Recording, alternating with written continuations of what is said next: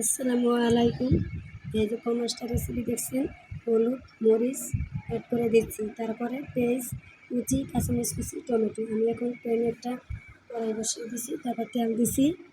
তেল দিয়ে একটু নাড়াচাড়া করে দিচ্ছি। তেলটা একটু ভালোভাবে গরম হবে, গরম করে নিয়ে মাছ দিচ্ছি ভাজার জন্য।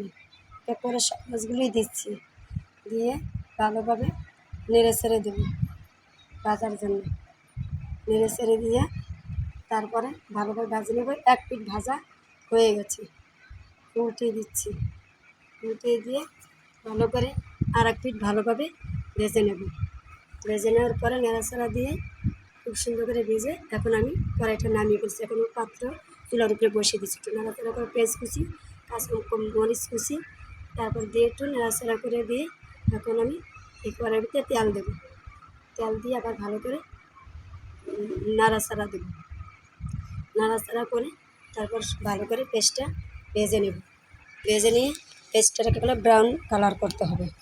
নেড়ে ছেড়ে দেওয়ার পরে পেস্টটা ব্রাউন কালার হচ্ছে। পেস্টে ভালো এখন আমি আদা বাটা রসুন বাটা দিয়ে দিচ্ছি। তারপরে আবার একটু নেড়ে ছেড়ে দিচ্ছি।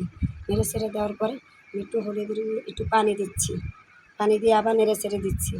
নেড়ে ছেড়ে দেওয়ার পরে হলুদের গুঁড়া, মরিচের গুঁড়া, স্বাদ মতো লবণ দিয়ে আবার ভালো করে নাড়াচাড়া করে দিচ্ছি।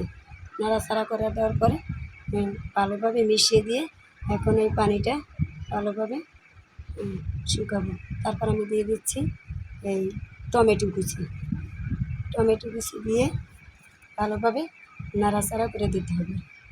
নাড়াচাড়া করে দিয়ে সুন্দরভাবে মিশিয়ে এখন আমি আবার টমেটো কুচি কষিয়ে নিয়ে ভালোভাবে আবার পানি অ্যাড করে দিচ্ছি। পানি অ্যাড করে দিয়ে নাড়াচাড়া করে পোয়া মাছটি দিয়ে দিচ্ছি।